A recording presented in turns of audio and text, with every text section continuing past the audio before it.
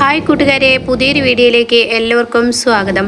അങ്ങനെ ദയയും കൊണ്ട് അവർ രാമനാഥൻ്റെ വീട്ടിലെത്തിയിരിക്കുകയാണ് കേട്ടോ. അപ്പോൾ അനിത ചോദിക്കുകയാണ്, അനുപമയും കൂടെ ഉണ്ടോ? ഞങ്ങൾ വിചാരിച്ചു അനുപമ അവിടെ നിന്ന് പോയി എന്ന് ഇങ്ങനെ പറയാൻ കേട്ടോ. അപ്പോൾ ഉടൻ തന്നെ ഇല്ല, ഇവളെ ഇവിടെ കൊടുന്നാക്കണമെന്ന് വിചാരിച്ചു. അപ്പോൾ വിനയനോ എന്ന് ചോദിക്കുമ്പോൾ വിനയൻ പറയാണ്, അതെ രഘുവേട്ടനും ശബരിക്കും പെട്ടെന്ന് കമ്പനിയിലോട്ട് പോകേണ്ടി വന്നു, അതുകൊണ്ട് എന്നെ ഇവരെ വരുന്നത് വരെ എന്നെ ഇവിടെ നിൽക്കാൻ വേണ്ടി പറഞ്ഞു എന്നൊക്കെ പറയാൻ കേട്ടോ.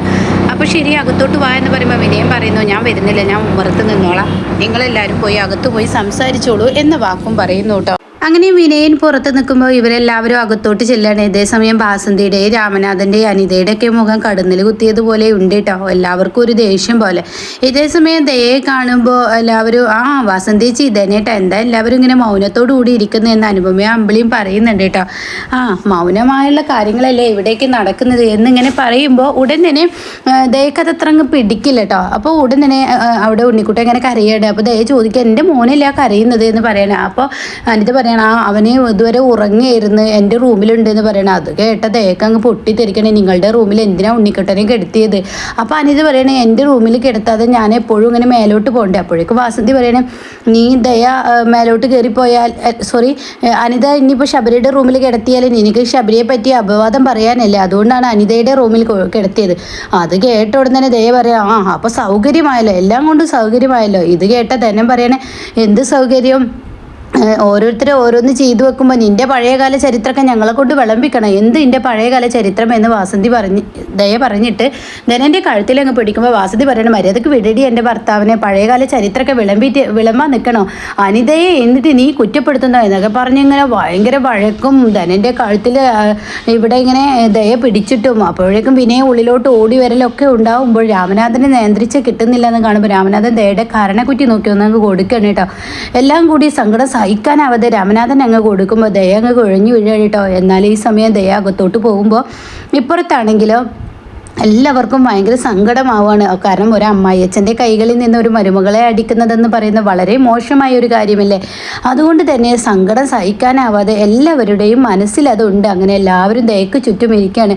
അങ്ങനെ കുറച്ച് കഴിയുമ്പോഴേക്കും ദയക്ക് ബോധം വരണം. അപ്പോൾ ദയ ചോദിക്കുകയാണ്, എന്താ എനിക്ക് സംഭവിച്ചത്? എന്താ എല്ലാവരും എന്നെ ഉറ്റി നോക്കിക്കൊണ്ടിരിക്കുന്നത്? അപ്പോൾ വിനയനും അമ്പിളിയും ഈ പറയുന്ന അനുപമയാണ് കേട്ടോ കൂടെയുള്ളത്. അപ്പോൾ എന്താ എല്ലാവരും എന്നെ ഉറ്റി നോക്കുന്നത്? ഒന്നുമില്ല ദയേ, ഞങ്ങൾ പെട്ടെന്ന് ഇങ്ങോട്ടേക്ക് വന്നത്. എനിക്കെന്താ സംഭവിച്ചത്? എനിക്കൊന്നും ഓർമ്മയില്ലല്ലോ. ദാസറ്റിൻ്റെ വീട്ടിൽ പോയി, പിന്നെ ഞാൻ അങ്ങോട്ടേക്ക് വന്നു, പിന്നെ എന്താ സംഭവിച്ചത്?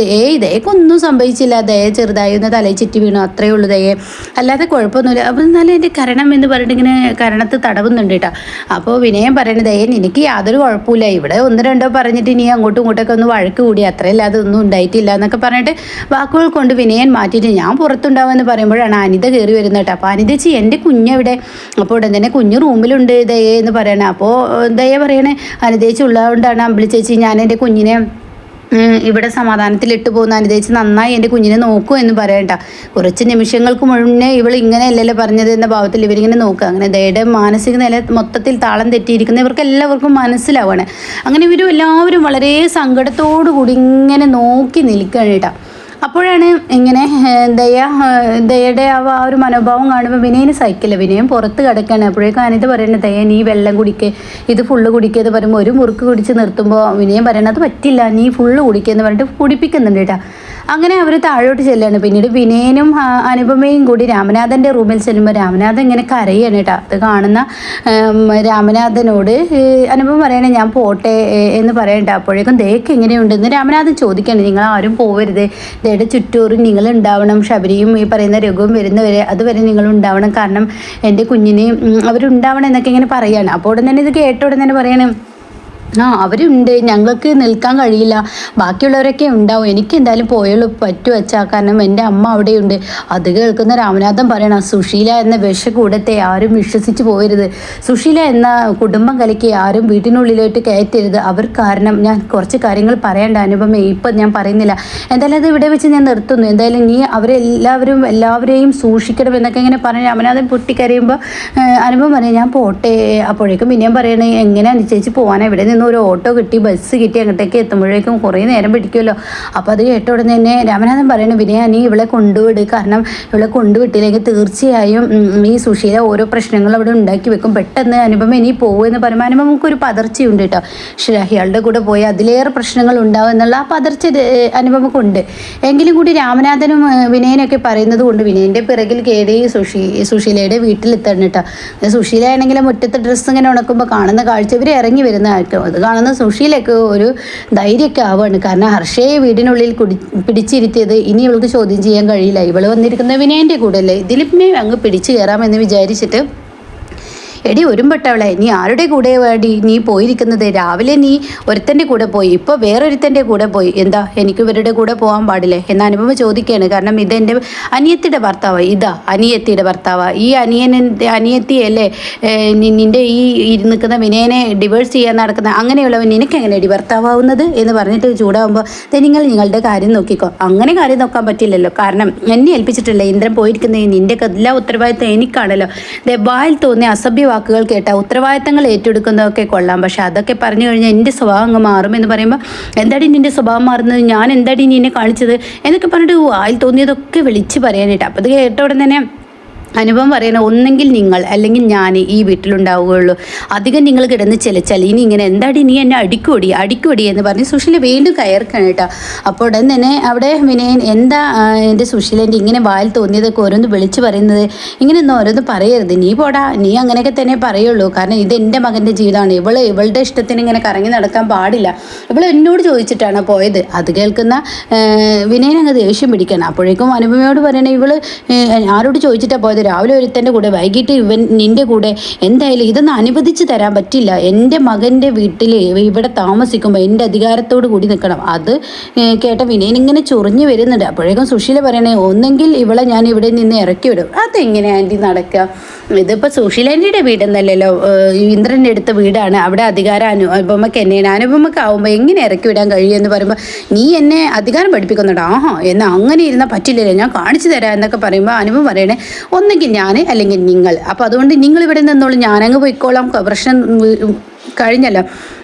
വിനയ ഞാൻ എൻ്റെ കുഞ്ഞിനെ ഒന്ന് എടുക്കട്ടെ, എന്നെ ദാസാറിൻ്റെ വീട്ടിലോട്ടൊന്ന് ആക്കിക്കൊണ്ടായെന്ന് പറയണം. അത് കേട്ടോടനെ ശരി എന്ന് പറയണ്ട.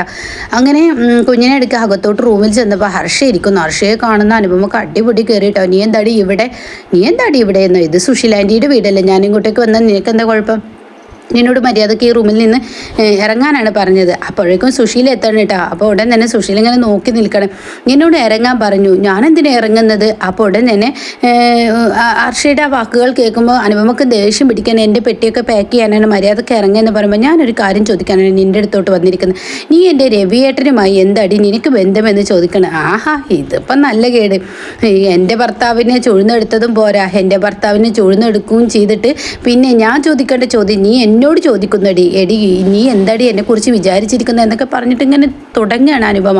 അപ്പോൾ വിനയം കാണാൻ വിൻഡോയിലൂടെ ഉള്ളിലൂടെ ഇങ്ങനെ നോക്കുന്ന കേട്ടോ. അപ്പോൾ ഉടൻ തന്നെ നീ എൻ്റെ ഭർത്താവിനെ രവിയേട്ടനെ എടുത്തതും പോരാ, രവിയേട്ടനുമായി നീ എന്താ ഇടപാട് എന്നൊക്കെ ചോദിക്കുമ്പോൾ ഹർഷേ ഇത് എന്നോടാണ് നീ കളിക്കുന്നത്, എല്ലാവരോടും കളിക്കുന്നത് പോലെ നീ എന്നോട് കളിക്കാൻ നിൽക്കേണ്ട എന്നിങ്ങനെ പറയുമ്പോൾ നീ എന്തു ചെയ്യടി എന്നെ എന്നൊക്കെ ചോദിക്കണം. അപ്പോൾ സുശീല അതിങ്ങനെ കണ്ട് കൈ കെട്ടി ഇങ്ങനെ നോക്കി നിൽക്കുകയാണ്. ഇതിൻ്റെ ഇടയ്ക്ക് ഇങ്ങനെ സത്യനെ കാണിക്കുന്നുണ്ട്, സത്യം വരുന്നുണ്ട്. അപ്പോൾ സത്യനും ഇങ്ങനെ വരുമ്പോൾ സമയത്ത് ഷ്യാമും സോനയും ഭാനുമയും കൂടി സംസാരിക്കുകയാണ്. അപ്പോൾ സോന പറയുന്നുണ്ട് ഈ അനുചേച്ചി എന്നാലും അവിടെ നിന്ന് പോയത് ശരിയായില്ല. അപ്പോൾ ഇത് കേൾക്കുന്ന ഷ്യാമു പറയണേ എന്താടി അവിടെ നിന്ന് പോയതിന് കുഴപ്പം, അനുചേച്ചിയുടെ വീടാണ്, അനുചേച്ചി ആരോടും ചോദിക്കാതല്ല അവിടോട്ട് പോയിരിക്കുന്നത്, അനുചേച്ചി ഈ പറയുന്ന രണ്ട് വീട്ടിലോട്ടും രഘുവേട്ടനും അനുചേച്ചിയും സുശീലാൻ്റി വരുന്നത് വരെ അവിടെ ഇരുന്നതിന് ശേഷമാണ് ഇറങ്ങിപ്പോയത്. ഇന്ന് ദയയുടെ മാനസികാവസ്ഥ അറിയാലോ. അപ്പോൾ അതുകൊണ്ട് അവരുടെ ആ ഒരു ഉത്തരവാദിത്തം അവർ ചെയ്യണ്ടേ, അത് പോയതിന് എന്താ കുഴപ്പമെന്നൊക്കെ പറയുമ്പോൾ സത്യൻ അങ്ങോട്ടേക്ക് വരാനിട്ട്. അപ്പോൾ സത്യൻ എന്താ പറഞ്ഞത്, സോനെ നീ അമ്മ ഹർഷയെ വിളിച്ചു കൊടുന്നിരിക്കുകയാണ്, അവരെ ഞാൻ ഇപ്പോൾ ഇറക്കി വിടും എന്ന് പറയുമ്പോൾ അവിടെ ഷ്യാമു പറയാണ് സത്യൻ നിനക്ക് അതിനുള്ള അധികാരമില്ല, നിൻ്റെ അമ്മയാണ് ഇറക്കി വിട്ടത്, അത് ചെയ്യേണ്ടത് അനുചേച്ചി തന്നെ ചെയ്തോളും, നീ ഇവിടെ ഇരുന്നോ എന്നൊക്കെ പറയുന്നുണ്ട് കേട്ടോ. ഇതിനിടയ്ക്ക് സുശീല പറയുന്ന ഒരു ബാഡ് വാക്കുണ്ട്, നീ ഇപ്പോൾ 2 സ്ഥലങ്ങളിൽ പോയെന്ന് പറഞ്ഞല്ലോ, മൂന്നാമത് വേറൊരു സ്ഥലത്ത് പോയിട്ടുണ്ടോ എന്ന് ആർക്കറിയാമെന്ന് സുശീല ചോദിക്കുന്നു. ഒട്ടും തന്നെ അനുപമക്ക് ഇഷ്ടപ്പെട്ടിട്ടില്ല കേട്ടോ.